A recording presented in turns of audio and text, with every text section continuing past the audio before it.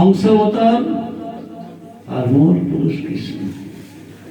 তাহলে কৃষ্ণের সেবা করলে সবার সেবা হয়ে যাবে, সবাই সন্তুষ্ট হবে। কৃষ্ণকে বাদ দিয়ে কিছু করলে সেগুলো নিষ্ফল, আর কোনো মূল্য থাকে না। এই জন্য কৃষ্ণ ভজন উত্তম ভজন। আর সংসারের প্রতি যতক্ষণ না অতৃপ্তি ঘৃণা না যতক্ষণ আসে ততক্ষণ সংসার কেউ ছাড়বে না। যারা কৃষ্ণ ভজন করবেন তারা কখনো এই জাগতিক বস্তু প্রার্থনা করেন না। তারা বলেন যে প্রভু, আমি ধন জন কবিতা সুন্দরী কিছুই চাই না, আমাকে অহেতুকী ভক্তি দান করুন।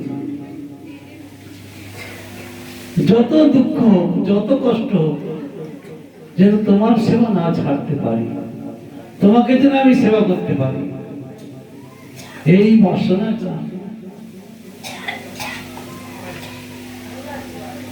ভগবান তার পিসিমা কুন্তী দেবীর কাছ থেকে বলছিলেন, তোমার 5 পুত্রকে দাও, তোমার হাতে দিয়ে দেব।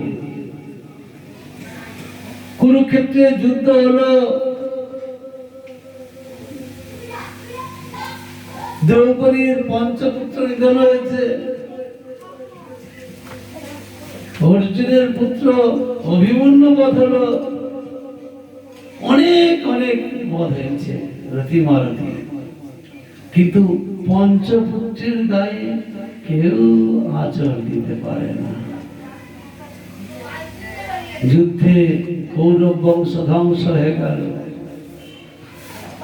কৃষ্ণ বলছেন কুন্তী পিসিমাকে, পিসিমা তোমার 5 ছেলেকে নিয়েছিলাম, 5 ছেলেকে তোমার হাতে তুলে দিচ্ছি, তুমি রাজমাতা, আর কোনো কণ্টক কাঁটা নেই, সুখে রাজত্ব করো, তোমার ছেলে যুধিষ্ঠির মহারাজ রাজা।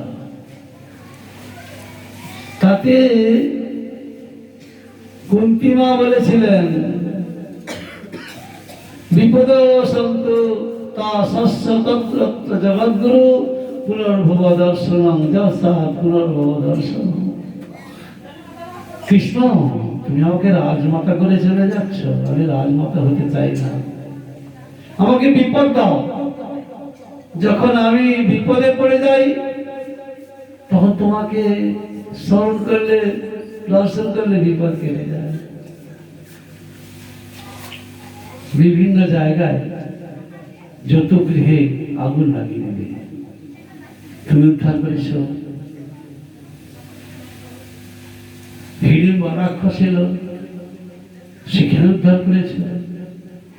দুর্বাসা মুনি শিষ্যগণকে নিয়ে এলেন, সেখানে উদ্ধার করেছে। অতএব সুখে থাকলে, রাজমাতা হয়ে থাকলে তোমাকে ডাকার বাসনা থাকবে না, বিপদ পড়বে না, আর তোমার দর্শন পাবো না। অতএব আমাকে বিপদ দাও, বিপদ পেলে তোমাকে ডাকবো। এই জগতে আমি আমার করে এত আমাদের আসক্তি বাড়ছে যে ভগবানকে ডাকার মতো সময় পাওয়া যায় না। অনুষ্ঠান হলে যখনই ওই ভজবকত বৎসর আরম্ভ হয় তখন সবাই ছুটে আসে, এইবার প্রসাদ দিবে।